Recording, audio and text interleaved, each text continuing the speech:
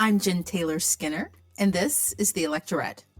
I am very excited about today's guests. I'm joined by Kate Kelly and Jamia Wilson. They are both activists, and they are both best-selling authors. They're also the hosts of one of my favorite podcasts, Ordinary Equality. And on their podcast, they have these really insightful conversations about everything from the Equal Rights Amendment to doing these really great deep dives on topics like reproductive rights and abortion rights. On this episode of the Electorette, we talk about what the repeal of Roe v. Wade means in practical terms and how that decision will shape the upcoming midterm elections. We also have a frank conversation about what happens now. How do we restore something as fundamental as our reproductive rights that we've had for nearly half a century? And what does the path forward even look like? So without further ado, here is my conversation with Kate Kelly and Jamia Wilson. Jamia, Kate, welcome. Thanks for having me. Thank you so much for having us on. I am so excited to talk to both of you because I'm a fan of your podcast, Ordinary Equality, and I've been a fan since its launch, right? Old school fan. Old school fan, that's right. And, you both have done an incredible job of covering abortion rights, right? And that's kind of what's on everyone's minds right now. It feels surreal to say, but I think we're maybe 2.5 months past Roe v. Wade being overturned. And I just want to start the conversation at the heart of the matter, like just really get into it, because I have not heard a plausible plan to restore abortion rights. We have a few options. They are narrow. The options that I'm aware of would require increased majorities in Congress, but I don't know what the plan would be. So what would that look like? What would restoring Roe v. Wade look like? How would it happen? Thank you so much for having us and also for listening to Ordinary Equality. As you know, and have done for many years, like we have, lots of us have been talking about this for a very long time. And the reason we've been shouting about abortion as much as we possibly can is because the fix is not easy. It's devastating to lose Roe, and it's going to have negative consequences for generations. Honestly, if we're being frank, I don't see an easy fix. There is talk about quote unquote codifying Roe. But like you said, that would require a significant increase in the majorities in Congress. And I don't see any path to 60 in the Senate in the immediate future.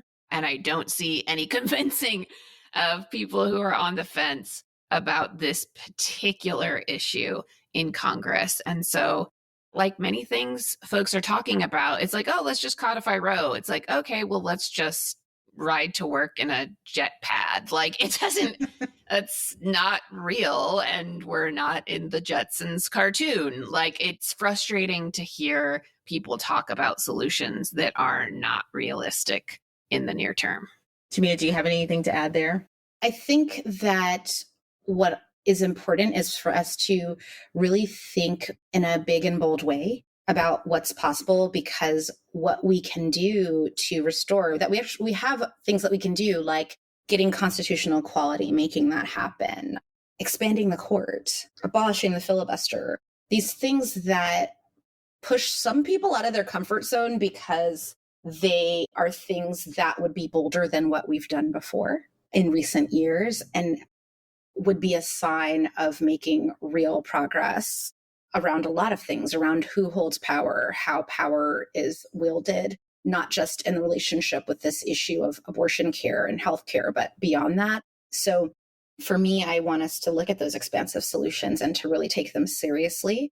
And then also there's the culture war, shifting the position that we have sort of in the cultural discourse that this is solely a political issue, and shifting the conversation to the fact that this is a human rights, dignity, healthcare related issue, and to really claim our moral authority without promoting stigma when messaging about abortion.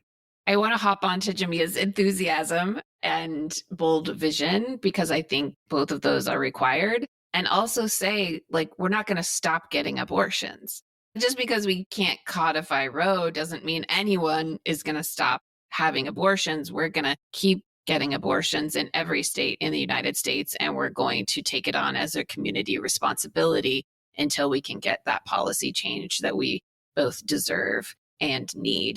And part of that is going to be getting people medication, mifepristone and misoprostol, even in restricting states. I want to also jump on to what Jamia said. And I'm glad you both mentioned bold, right? Because midterms are right around the corner.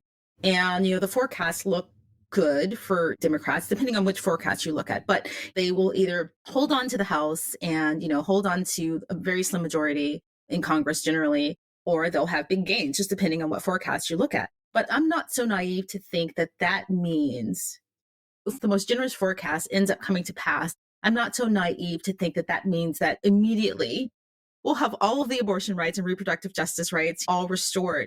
What we need are bold changes. So if you take the Senate now, you've got Joe Manchin and Kristen Sinema. Those are the people that we talk about when we talk about, things being held up. They are Democrats. And, if you were to ask them, do you support restoring Roe v. Wade, or do you support abortion rights, or take anything? Do you support democracy? Do you support, voting rights? They would say yes. But if you were to go further and say, are you willing to do what needs to be done, those bold changes, expand the Supreme Court, reform the Supreme Court, end the filibuster, that answer would not necessarily be yes. So I guess my question is, looking to the midterms in November and looking to who's on the ballot, new seats, incumbents, are we getting better as an electorate at picking people who are willing to do those bold things to shore up democracy, to shore up our abortion rights? Ooh, this is a good question. Jamia probably has a more optimistic taste of this, so I'll let you go first. Yes, it was like a Rubik's Cube in my head of looking at all the sides of this question and feeling that, there's a nuanced thought that I have about it, which is, I think that it's so hard to gauge whether we are getting better at picking the right people when we have so many threats to our democracy and voter suppression that's actively happening, where we need to amplify the voice of the majority. And with this voter suppression, with these disparities as it relates to voter engagement, it's hard to kind of know where we are, what is true, because you often hear sometimes when we don't win the races we need that there's a scapegoating or a blaming specifically of younger people or marginalized communities of color, when in fact, when you really look at what's been going on in those spaces, a lot of times it's related to voter suppression, lack of voter engagement, misinformation, counter speech by the opposition, things like that, that influence those races. So I do think, we do have some recent wins that have shown that the vocal support and also really good organizing of people on the grounds from communities who were most effective does work. And I also think we have examples in places where we need to really make sure that we're protecting the framework of democracy and making it so that the people who are most affected can actually amplify their voices to make sure that election day, I believe that election day should be a day that everyone gets off work. And that is the case in some places in this world, but not here. So I think it's a multifaceted question for me, because I think that there are even more people who would vote with us that we don't get to hear from in that way because they don't get access to the franchise, be it because they're ex-felons in states where ex-felons can't vote, or they're not documented, but paying taxes and have lived here for many years and all those things. That would warrant people, in my perspective, a right to be a part of shaping who represents them and shaping laws that support them in their communities. So I think it's a both and. And I think we still have a lot of work to do. And I think this is like where I get to be an optimist.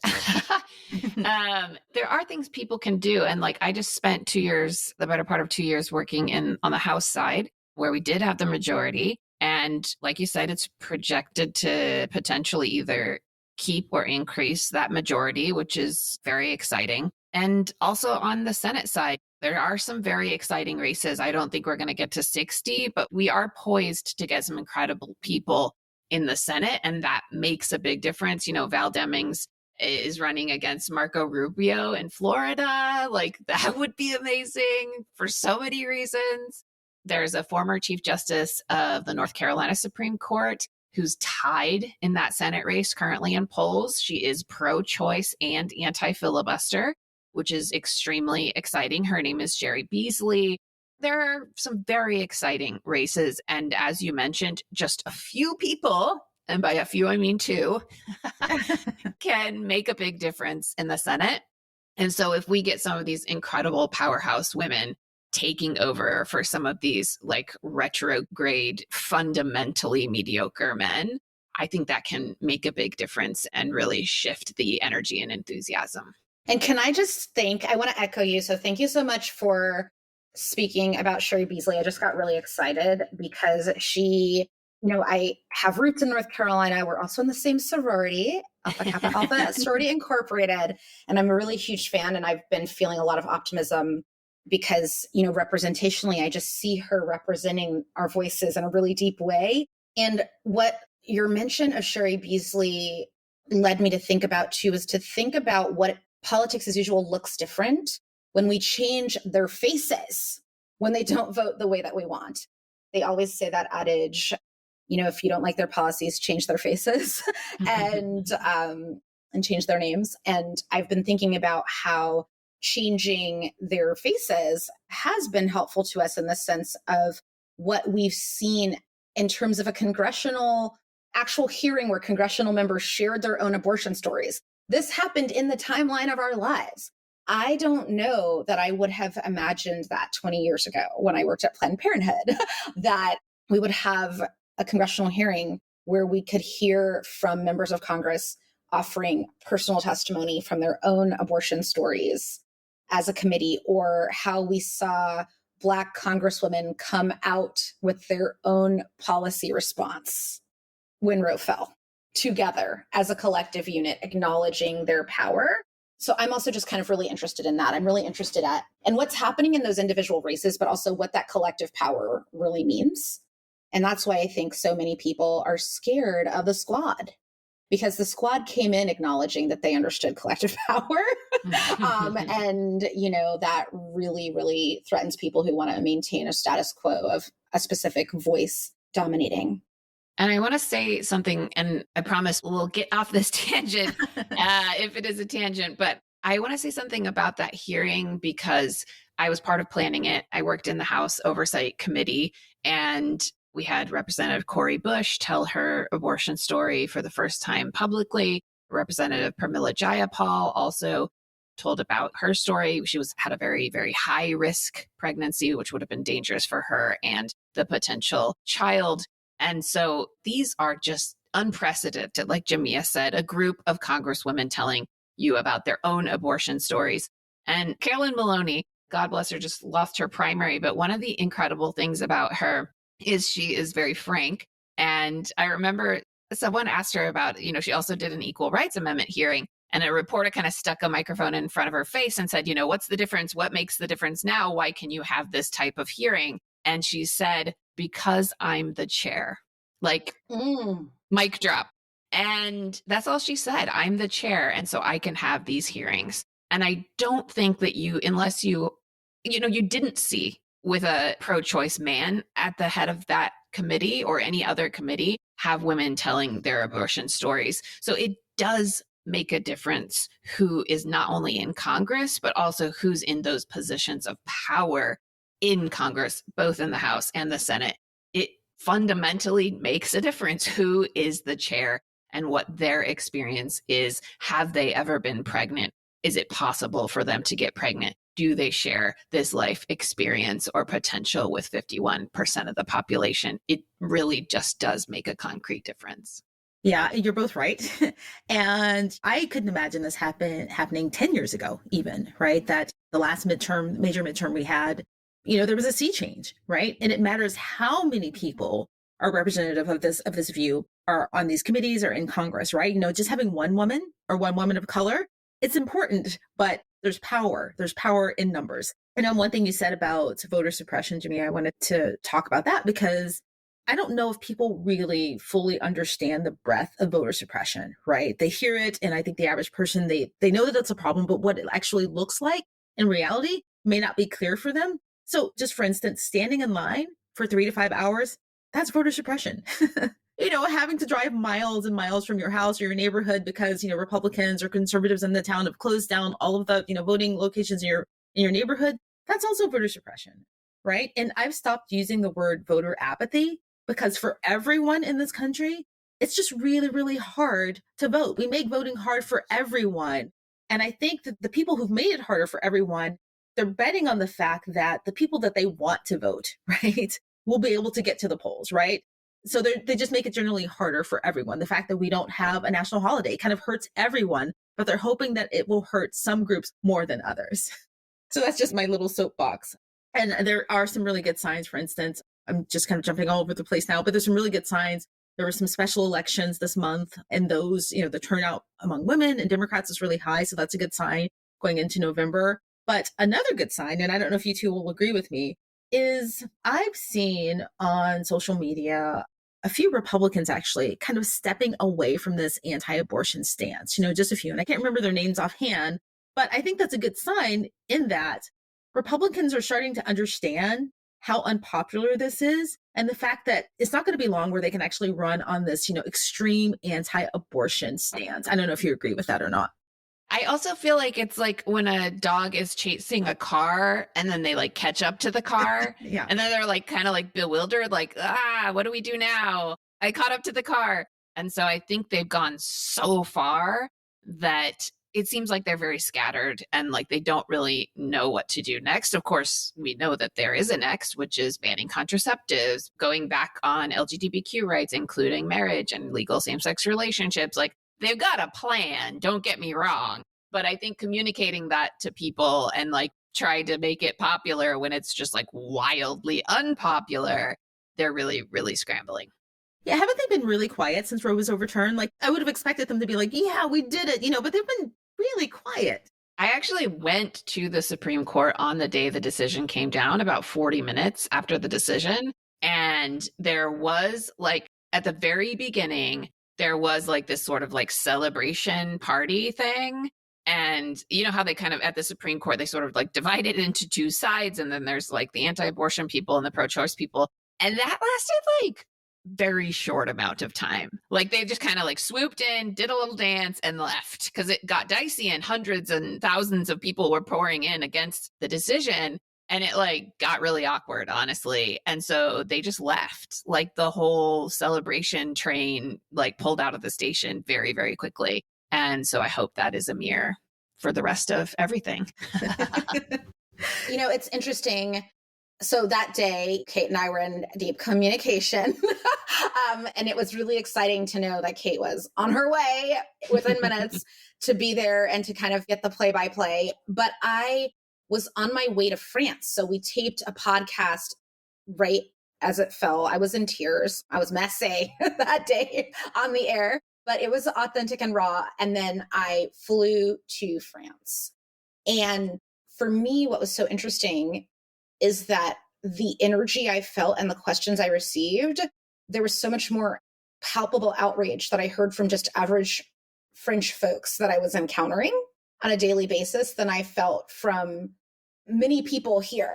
And so when you were talking about how it seemed like the opposition was quiet, all that kind of thing, that there was something about being somewhere else and hearing more people talk about it and hearing it discussed and feeling the energy of the outrage and comparison to what I felt I was experiencing at home was really eerie to me. And so that's something I'm thinking about. And then I was there for 2 weeks, and within a week, my friend Claudine, who is a French feminist writer, amazing human being, had already helped organize 15 solidarity marches across France for us. And that they had stopped traffic in Paris with theirs, just led me to think, what is it about our culture around this, that there's a silence that we're feeling? We know there were many righteous voices who were protesting around the country in different places, but that there were so many people I was encountering there just saying, we would have shut it down. Like none of our members of parliament would have been able to not comment on this. Everyone would have had to have something to say because we would have shut it down. And how come you guys haven't shut it all down? As something that I'm feeling a lot, that even those people we didn't hear from who don't agree with us, that they were able to go to brunch in peace in some cases is something that, some of our sisters just don't understand because it would be different. And I'm really leaning into trying to understand why that is. And I think it's rooted in stigma. Like in what way? I'd like to unpack this. Like why? And stigma in what way?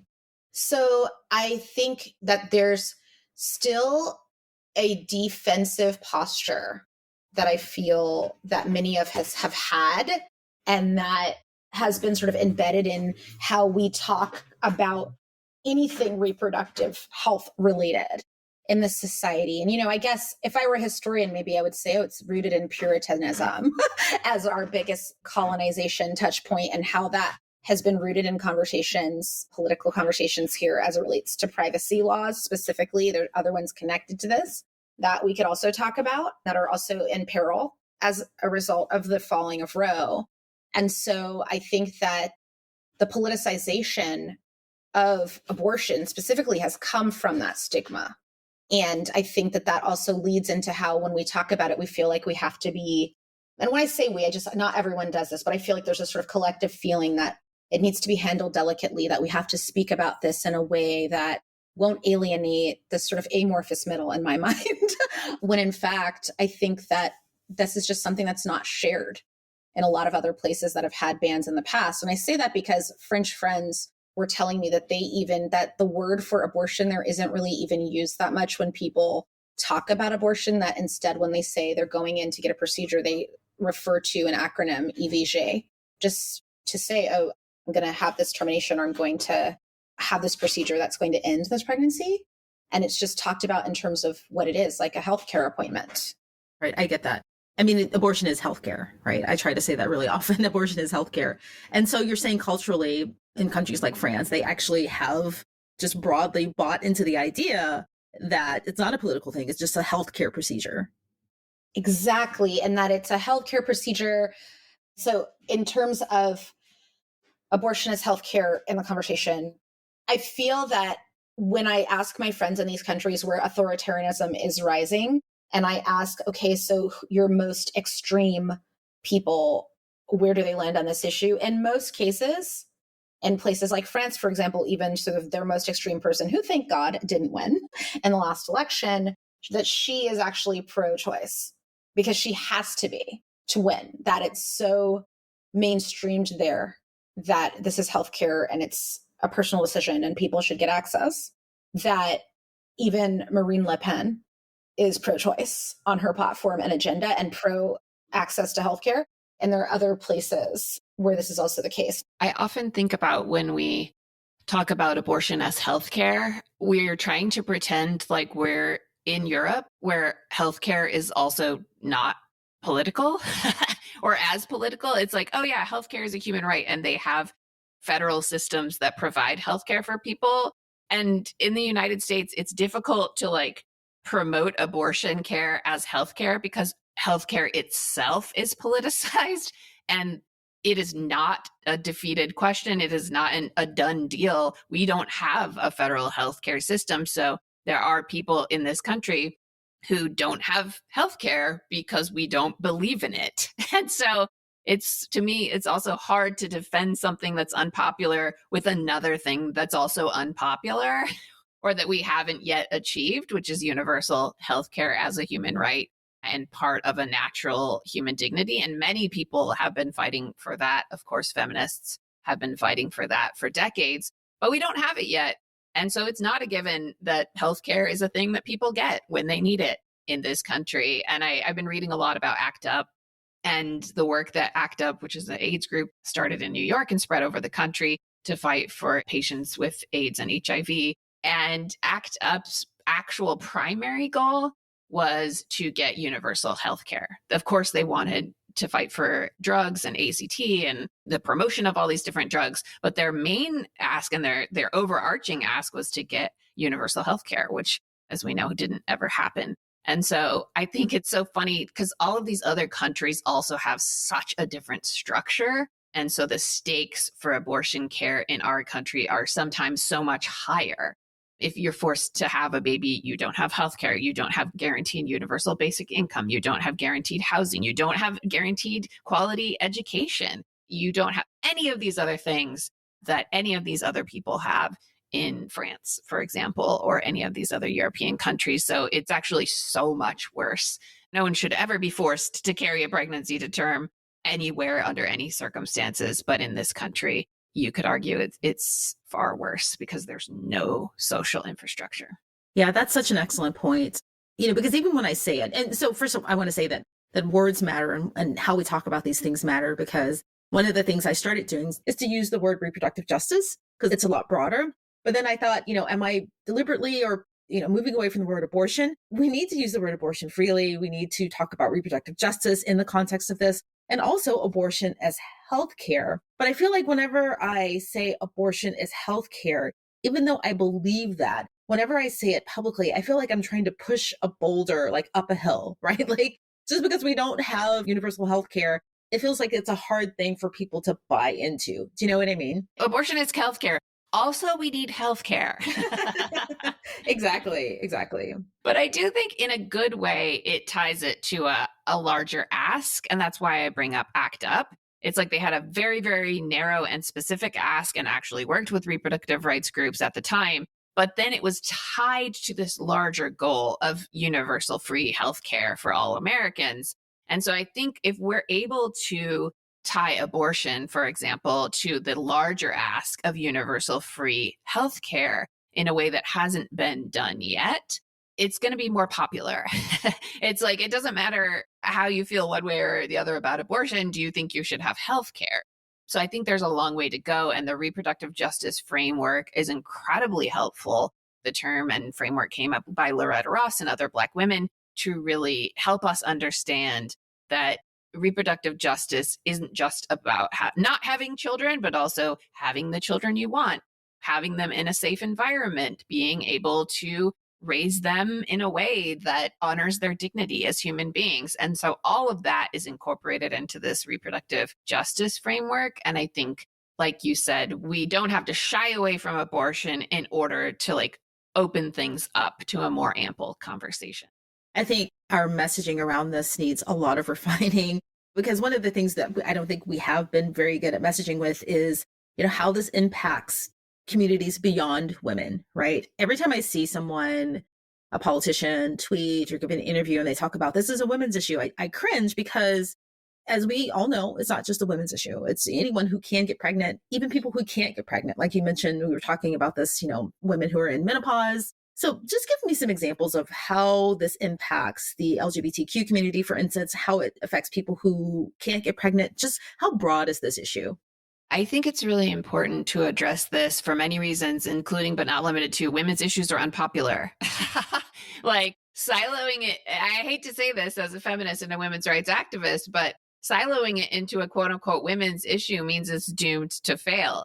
And opening it up to a conversation about the actual impact is a winning strategy. I think it's first off important to talk about how reproductive justice is an LGBTQ issue because queer people can get pregnant.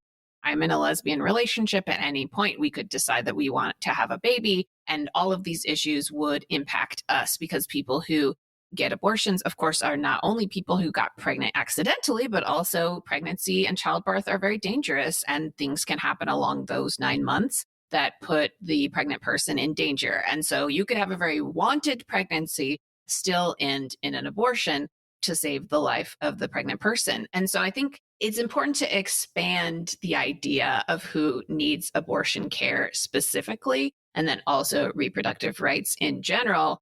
Like you said, there are all kinds of misoprostol, which is one of the 2 abortion drugs, is used for many other things. So it can be used for miscarriage management. It can be used for people who are going through menopause. It can be used for many different conditions. And so when they're banning these drugs or attempting to ban these drugs in states, they are only banning them for one use.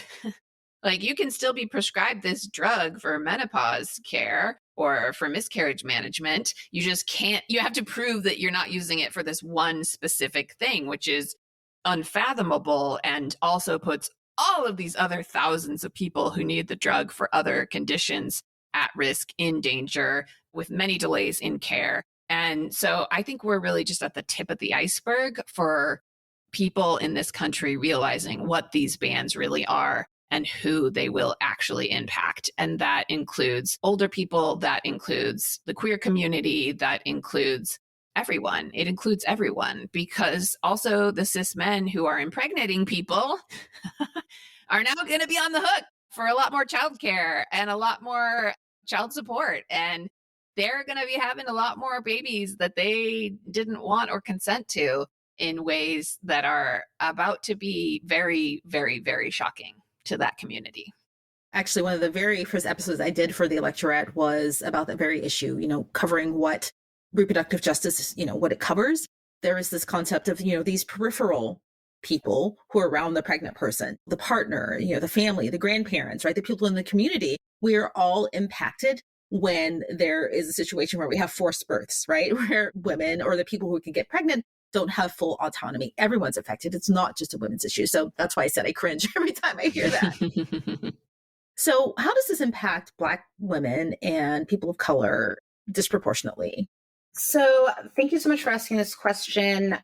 I think that when talking about who Roe is going to hurt, it's going to hurt a lot of people. And as Kate said, this is an issue that is a failure of democracy for all of us, that Black women disproportionately will be impacted because when you look at how we are on the front lines of almost every issue of marginalization in this country, it is really, really stunning to think about what will be both the physical, the fiscal, and the emotional cost of gaining access to reproductive care and comprehensive care. And the reason I'm saying cost is because we're already facing a tremendous amount of obstacles as it relates to healthcare costs without having access to healthcare equity and support. We don't have access to childcare that is affordable and comprehensive. We also have high maternity mortality rates in this country across class, but also specifically impacting working class folks even more and working class families. And we will be feeling the brunt of this ban in really deleterious and deadly ways. Moreover, we will also have to think about what is already happening as it relates to criminalization in this country and the disproportionate amount of criminalizations for nonviolent offenses that Black and brown women face, and thinking about the inextricable connection between the far right tying these laws and bans to increase criminalization is a direct hit and dog whistle to incarcerating more Black women. And then also, in my view, making it so that there are less Black women voters who are a big threat to them as the backbone of the Democratic Party and holding democracy within my lifetime, at least, of voting. So I think there's a lot that's at stake when you look at the states where you're seeing so many of these trigger bans and who is most impacted: Black women, Latinas, Indigenous women, and Indigenous folks who get pregnant. We'll see the deepening of the economic disparities. We'll see the deepening of the menacing presence of criminalization in the prison industrial complex. And this is why we have to pull this back. This is why we cannot accept this, because there's so much at stake. And there's a lot at stake that could set us back to a place that would be hard to come back from. And we have already in this country more women in the United States dying of childbirth every year than any other developed nation. And Black women in that equation are thrice times more likely to die from complications related to pregnancy than our white counterparts. And so when I think about myself and others who have chronic illnesses, who, at my age, I'd be considered a higher risk geriatric pregnancy, which, I have issues with, but that's another conversation. That just going in, knowing that there would be a lack of support if I needed to make decisions to save my own life, depending on where I lived, and that I could be incarcerated for trying to value and save my own life, is a violation of my human dignity and respect to my autonomy as a grown up, as a human. So there's just so much at stake. And I think that we have to keep connecting to folks that this is a labor issue. This is an economic issue. This is a cultural issue. This is a racial justice issue, that there is no part of American life that is left untouched by this. And those of us who are on the front lines of being the most harmed by bad policies will just have a deeper deleterious effect as a result of this ban. So you were telling a story before we started recording, a story that inspired you with a college student. Can you tell me more about that?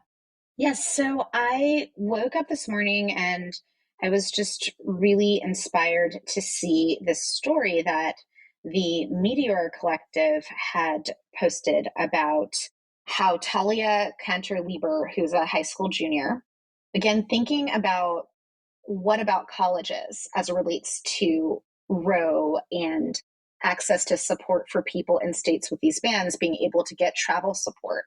And when she heard about companies offering access to their employees around out-of-state expenses, she was thinking about, well, what does this mean when you're thinking about schools that you would go to, the access you would get?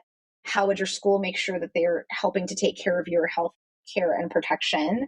And over the course of 6 weeks, she reached out to 61 schools in states where there are bans or where there are impending bans that are at risk of getting passed. And she stated that the majority of those schools that had upwards of over 400,000 students attending who could potentially get pregnant, were not able to get students access to care they might need, did not forthrightly come forward with plans for how they would provide that support. And this report that Talia wrote for the Meteor newsletter really shows this sort of sense of uncertainty, as the Meteor describes it, confusion as they describe it, and what it means that only 5 of those schools even sort of hinted that they might have a plan. And there she offered a list, but also provided a list of the schools that just stated outright that there was going to be no support, and then also how to push to get your school to give clarity and answers. So I think that this is really important example of the kind of everyday activism that all of us can get engaged in, to think about what are the spaces that relate to me in my life, in my community, or relate to the people in my community, or help support people in getting access and care that I might be able to move the needle on. And what is it I can do? In her case, she wrote and did this research and provided this amazing service. And also social pressure by unearthing and enlivening this, because I'm sure there's going to be people who are going to contact their universities for more clarity, especially those who said no flat out. And I just wonder what that invitation is. That when I see the kind of everyday activism of Talia and others, I just really think about what is it that each of us can do? What's the intervention that we can do today, this week, this month, this year, in spaces where we can really move the needle? Some of us have the gift of writing. Some of us can phone bank, canvas, do texting for electeds or texting for nonprofits who we support. Some of us can be clinic escorts. Some of us can go and deliver pizzas or order pizzas for people who are picking outside Supreme Court justices' homes. What is it that each of us can do? How can we take action? How can we ask the right questions? How can we put on the pressure, unearth the truth, surface the optimism of people who are saying, we're not going to accept this and we will move forward, and we'll move forward together. We're organizing. So I just was really moved by that. And it led me to think about where are the spaces that I can lift up the stories to and be on the side of truth telling and the side of comprehensive access to care for everybody who needs it. I love that story. And you said it was in Meteor News? Yes, they are. They are. And I am excited to see what's going to come up from this, because I just think it was so well done. And I'm excited to see that this also came from a high school student, which led me to think, and I'm just going to say, if we lowered the voting age, we would see even more widespread support for comprehensive access. And that's just something that is also in my thought about thinking bigger and being more expansive about democracy moving forward for the next generations. Well, Jamia, Kate, thank you so much for joining me. This conversation gives me some hope. And it's just thank you for everything you've done. Thank you. Thank you. Thank you so much. And thanks for the really great questions you're asking. And it gave me hope too, just that you're asking these questions, that people will hear them and that we'll keep pushing. I do feel like the activism people are doing to take into their hands, doing what we can each do to dig deeper, it's really moving and meaningful. Onward to November. Yes. Oh my gosh. Yes.